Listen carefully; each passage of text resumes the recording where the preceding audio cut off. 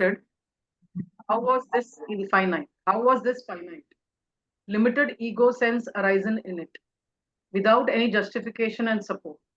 What has given rise to the delusion which expresses itself in statements like, this is you and this I am. What is this body and what is the bodilessness?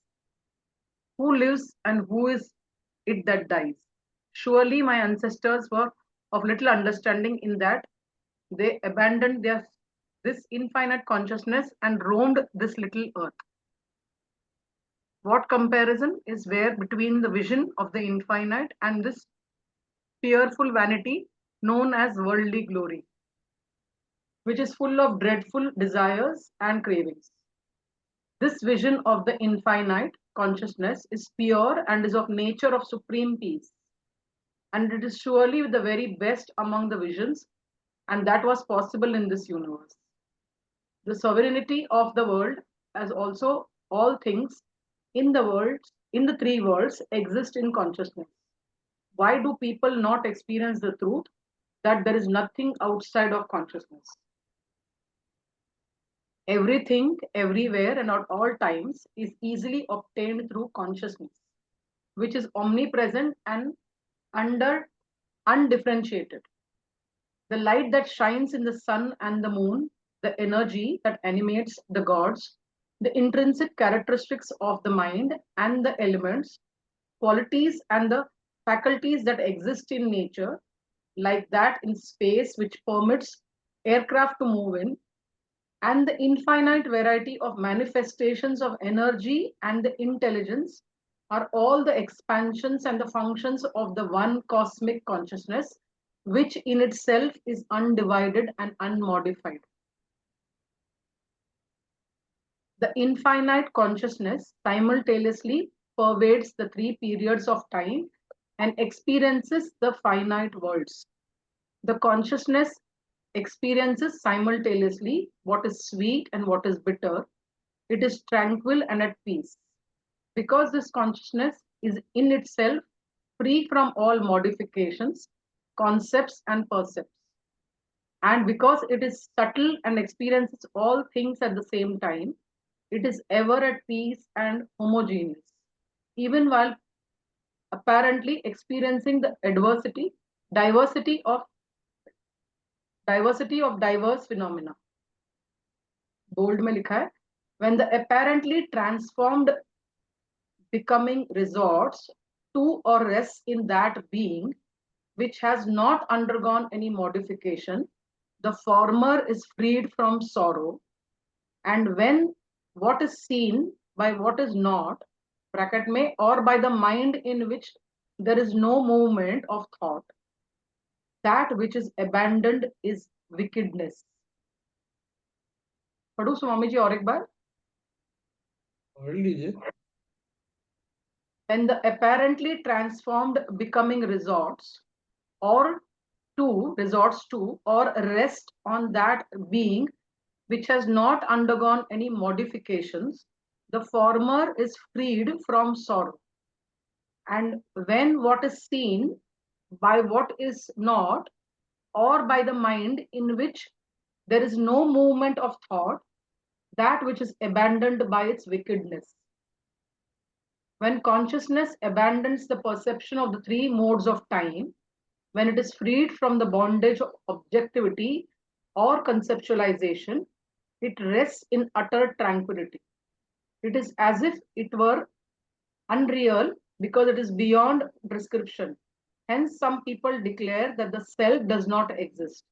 Whether there is a self, Brahman, or not, that which is not the subject to dissolution is the supreme liberation. On account of modification, that is thought, this consciousness is apparently veiled and is not realized. I salute the self, salutations to myself, the undivided consciousness, the jewel of all seen and the unseen worlds. You have indeed been reached very soon. You have been touched, you have been gained.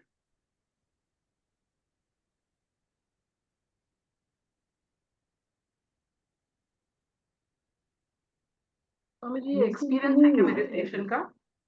हाँ, meditation वाला जो experience है वो दिखा रहा है, बता रहा है क्या?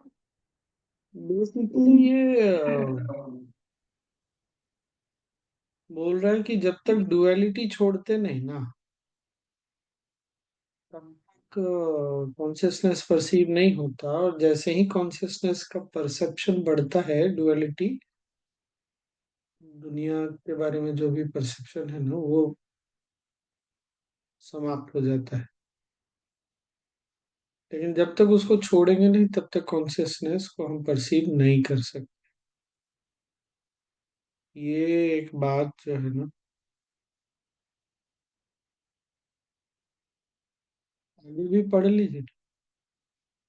इसलिए यहाँ पे ये कहा है ना कि कॉन्शियसनेस बेसिकली एट पीस ही होता है, लेकिन वो जब माइंड की ये जो क्रेविंग्स, डिजायर्स और बाकी के जब उसमें द्वंद में रहता है, वर्ल्ड, तीनों वर्ल्ड की, तब जाके वो उथल पुथल होता है, राइट? माइंड एक्सपीरियंस करता है, माइंड कॉन्शियसनेस नहीं है। हम्म। माइंड वर्ल्ड में एक्सपीरियंस करता है जो भी पेन सफरिंग। न माइंड रियलिटी है, ना एक्सपीरियंस रियलिटी है, न ही ये संसार reality, world reality.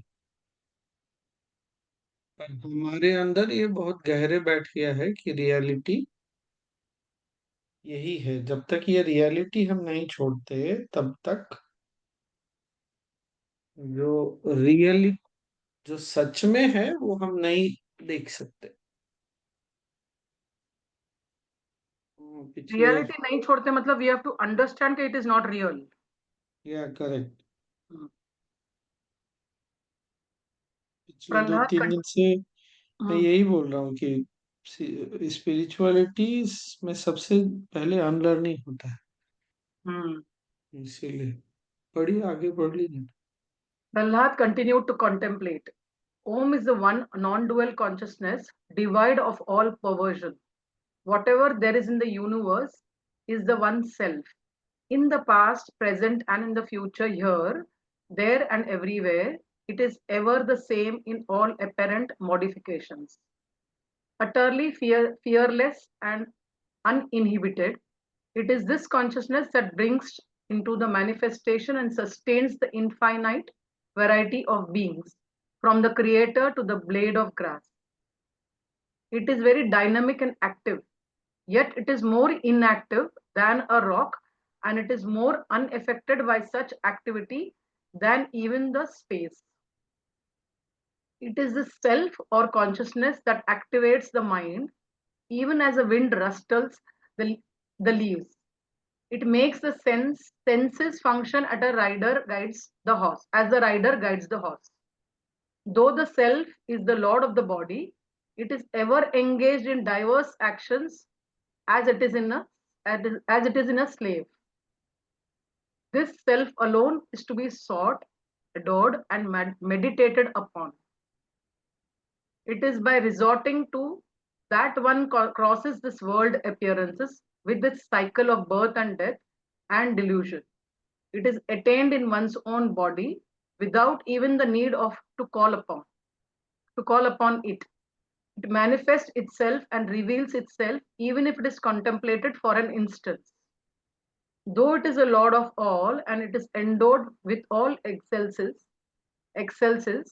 one who adorns it is free from arrogance and pride. It is not realized by all because not everyone inquires into truth, concentrating the self, concerning the self. When it is seen, everything is seen. When it is heard, everything is heard. When it is touched, everything is touched. For the world, it is because it is. It is awake even when one sleeps. It goads the unwise into wakefulness. It removes the distress of the suffering and bestows all desired objects. In this creation, it exists as it were in the jiva, living entity. It appears to enjoy the pleasures and it seems to expand into objects of this world. This self is the emptiness in space. It is a motion in all things moving. It is a light in all things luminous. In all liquids, it is taste. In solidity, in the earth. it is heat in the fire, it is coolness in the moon, it is the very existence of the worlds. Even as these characteristics qualities exist in the corresponding substances, even so it exists as Lord in the body. This self is the eternal existence. I, the self alone, am. In me, there is no perception or concept. Let the body be subjected to happiness or unhappiness. How is the self affected by it? The self which exceeds or transcends all material existence is not bound by such materiality. What relationship can exist between us, the self, and the cravings which spring from motions of existence and non existence and from the senses? Who and what binds the space, and by whom is the mind bound? वही दो तीन चीज है। एक तो जो भगवान श्री कृष्ण ने विभूति योग में बोला है,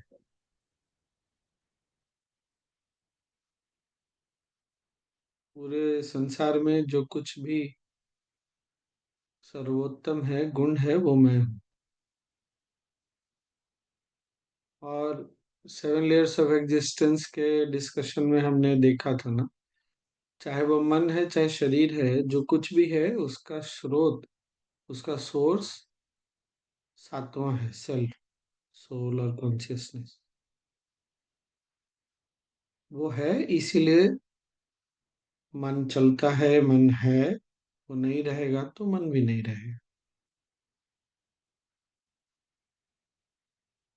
और मन की स्वाभाविक गति बाहर की ओर जाने की है। जब हम उसमें फंसे रहते हैं तो हमेशा बाहर की ओर जो सांसारिक अस्तित्व है, मन उसमें फंस जाता है, तो चेतना से दूर चला जाता है। क्योंकि वो बाहर देखता है तो ये नहीं सोचता है कि ये सब चेतना की ही अभिव्यक्ति है।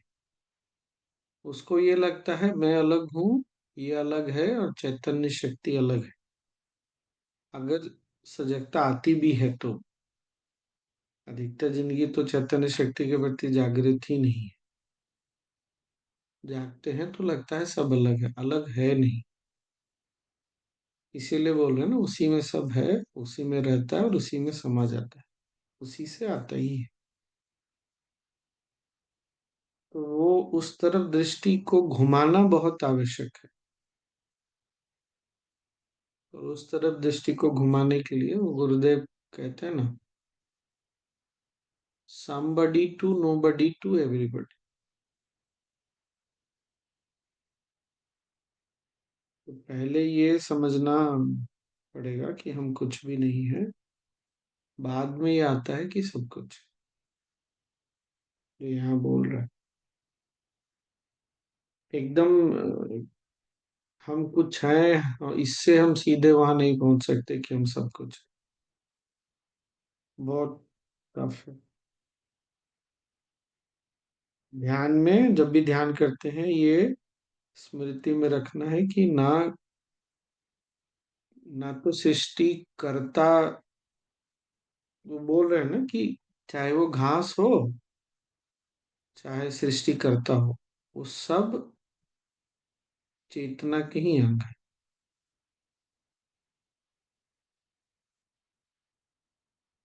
इसीलिए हमारा ध्यान जो है ना, बहुत अद्भुत है। ये तो भारत में भी लोगों को बोलो ना ध्यान, तो उनको लगता है किसी का ईश्वर पे ध्यान करना या कुछ, तो किसी रूप में ही मन अटक जाएगा फिर। भी रूप में मन अटका तो अटक ही गया। I mean, I am somebody will always be there. Now, only when you are there, you will be able to go to the I am nobody wala position. No? इसलिए तो पहले somebody to nobody में पहुंचना पड़ेगा।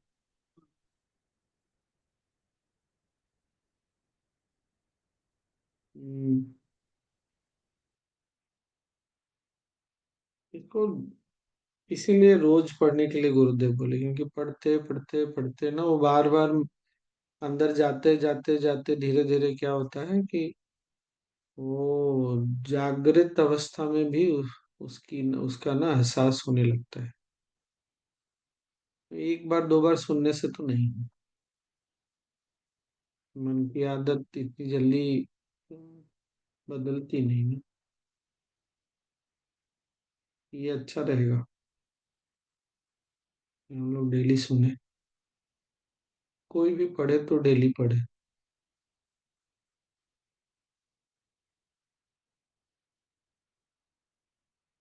और क्या, तो बस आज इतना ही। सपोजिटली टाइम था, लेकिन अचानक से पता चल रहा है क्या थोड़ा जल्दी जाना पड़ेगा।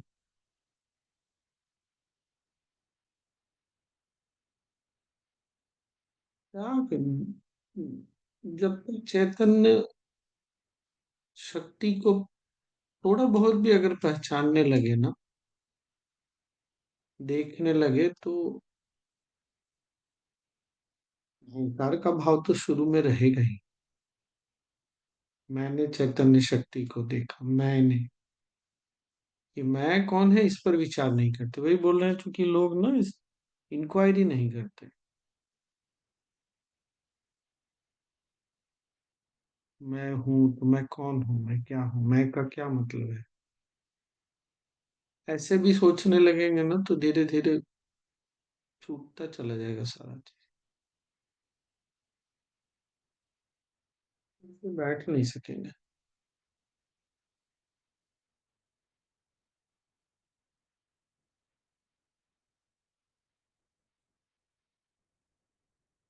क्या?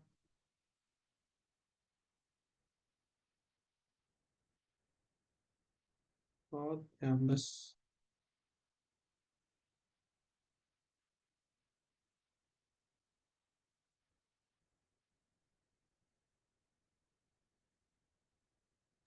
So even for desires and cravings, we will not be completely out of it, na Swamiji. We'll keep coming back and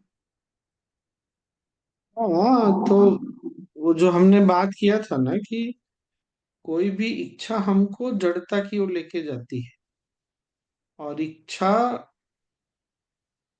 स्वयं इच्छा, या जिस चीज की इच्छा है, वो सब तो सूक्ष्म से आए हैं। तो सूक्ष्म पे ध्यान देंगे तो इच्छाओं पे जाने की आवश्यकता पड़ेगी नहीं, सब चीजें अपने आप वैसे भी हो ही रही है। तो एहसास होना शुरू हो जाएगा, और वो देख सकेंगे हम कि हो ही रहा है सब कुछ।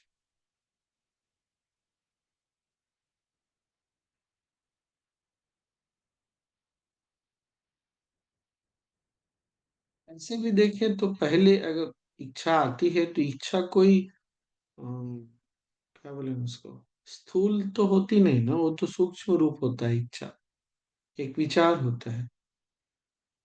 तो विचार के बाद ही, मतलब सूक्ष्म के बाद ही तो स्थूल पे पहुंचते हैं। तो और फिर उसको और थोड़ा गहराई में देखें तो विचार क्या है, एक इच्छा क्या है, ऊर्जा शक्ति है। ऊर्जा शक्ति कहाँ से आ रही है? जड़ता से तो आएगी नहीं, ऊर्जा तो आएगी ऊर्जा से ही। तो जहां पर ऊर्जा शक्ति है, जहां पे चेतना है, वहीं से एक उस और तरंग उठी, इच्छा की, ऊर्जा की। ऐसे भी देखेंगे तो पीछे जाते जाते समझ में आने लगता है कि खेल तो सारा शक्ति का ही है। इसीलिए हमारे यहाँ बोलते हैं कि शक्ति को पहचानना बहुत जरूरी है, क्योंकि शक्ति ही शिव तक लेके जा सकती है। फिर वहां न शक्ति है न शिव है, अंततः कुछ भी नहीं है।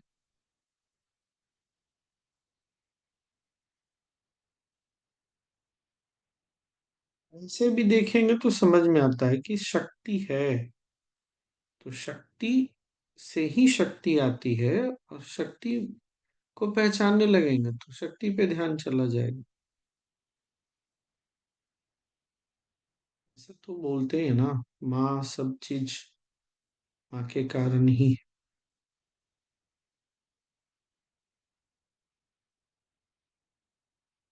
इसको कैसे देख सकते हैं?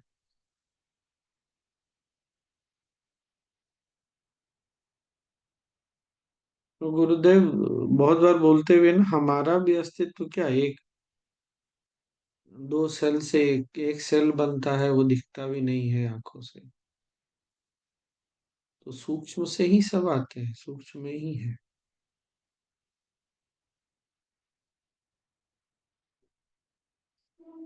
ऐसे भी देखेंगे तो अच्छा रहेगा।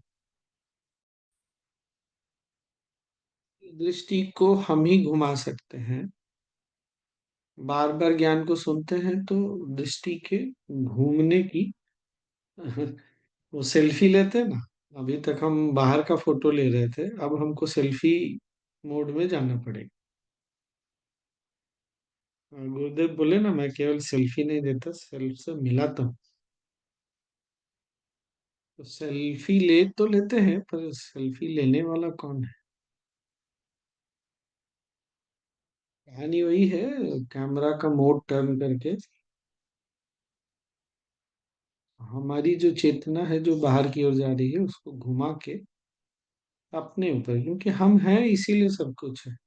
हम नहीं तो कुछ भी नहीं।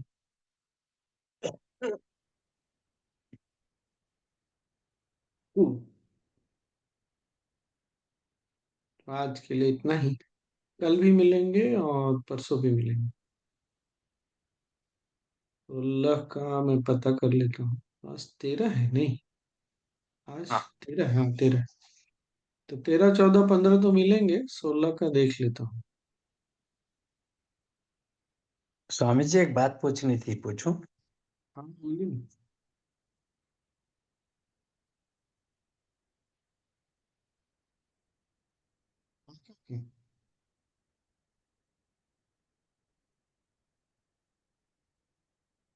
क्या हुआ? पापा कुछ बोल नहीं रहे?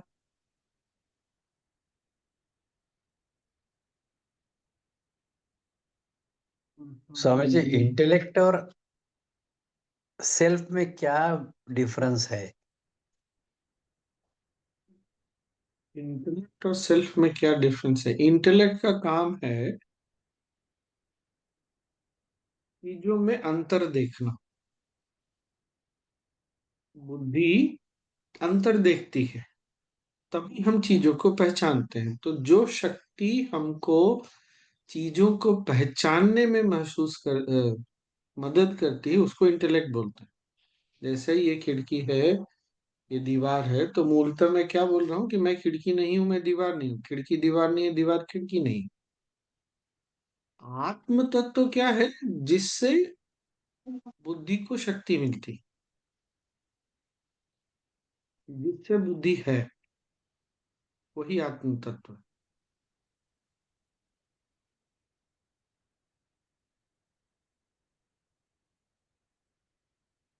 चलो ऐसे समझाता हूँ, सेवन लेयर शायद पहले भी हमने बात किया है।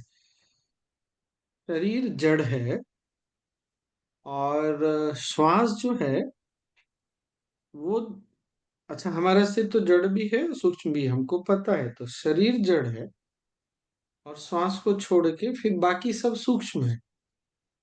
सूक्ष्म और जड़ के बीच जो ब्रिज है, जो पुल है, वो सांस है। पर ज्यादातर श्वास का उपयोग क्या होता है, मन बाहर जाने के लिए करता है। जब वो अंदर आने के लिए करने लगता है ना, जो इस पुल का उपयोग, तब अपने से जुड़ने लगता है, अपने सूक्ष्म अस्तित्वों को पहचानने लगता है, देखने लगता है। तो मन का काम क्या है? इंद्रियों के सहायता से दुनिया को अनुभव करना, बाहर जाके। तो पहले भी बात किया, डेटा कलेक्ट करना। डेटा जो कुछ भी है उसको इंटेलिजेंट काका यहाँ ऐसे भी देख सकते हैं, उस डेटा को जो प्रोसेस करता है। इंटेलिजेंट प्रोसेसर का काम है, का काम करता है। और प्रोसेसिंग के बाद कुछ डेटा जो है स्टोरेज में जाता है, जिसको मेमोरी बोलते हैं। अहंकार क्या है? जो हर चीज पे आई का मैं का ठप्पा लगाता है।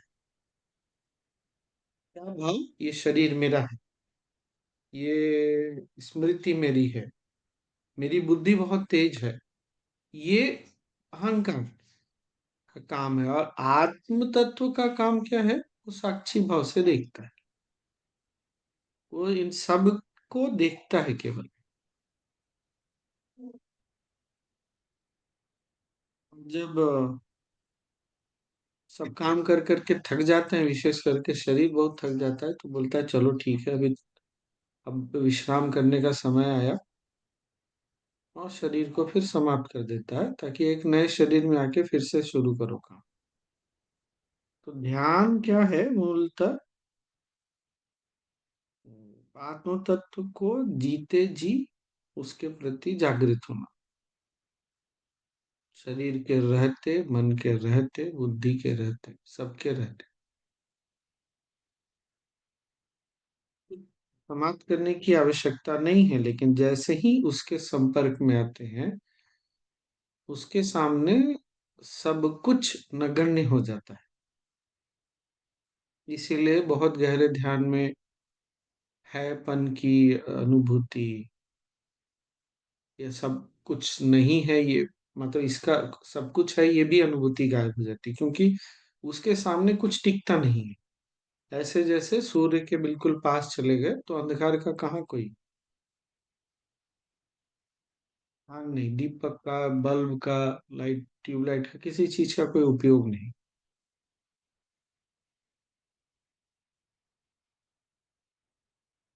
तो आत्म तत्व को फिर वही बात आ जाएगी, बुद्धि से नहीं समझ सकते, क्योंकि बुद्धि जब आत्म तत्व से जुड़ेगी तो उसका अस्तित्व समाप्त हो जाएगा।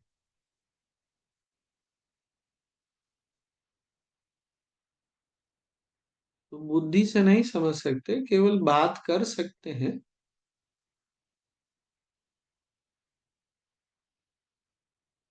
और इसको ऐसे बोल सकते हैं कि फिर वहां पर जो समझ होती है वो सीमित समझ नहीं होती।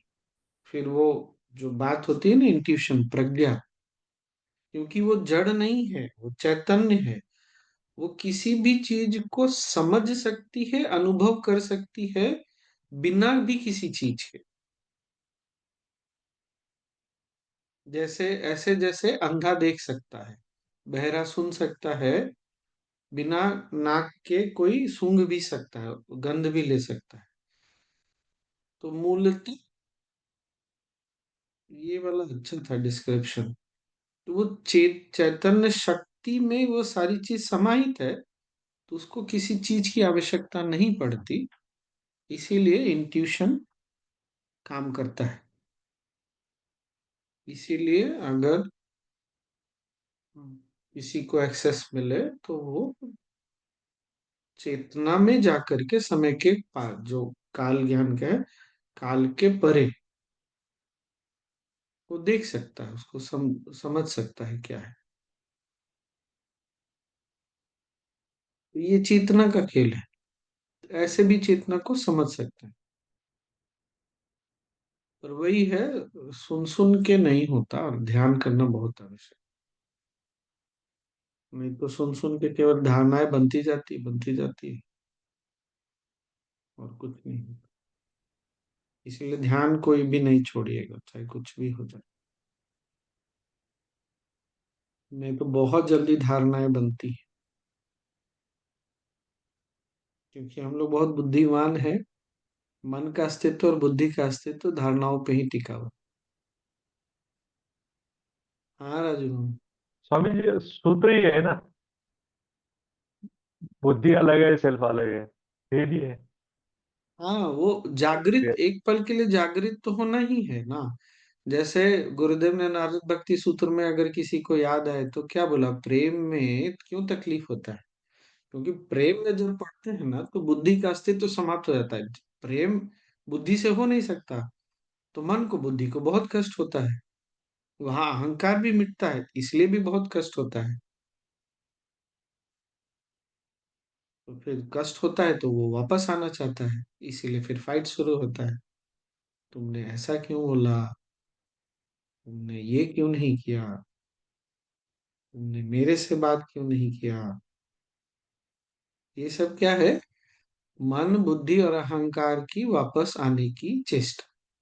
सिंपल, और कुछ नहीं है। वो अपने अस्तित्व को समाप्त होता हुआ सहन नहीं कर पाता। अब प्रेम में ये सब रह नहीं सकता। इसीलिए प्रेम और सत्य जो है एक ही, ऐसे भी देख सकता है।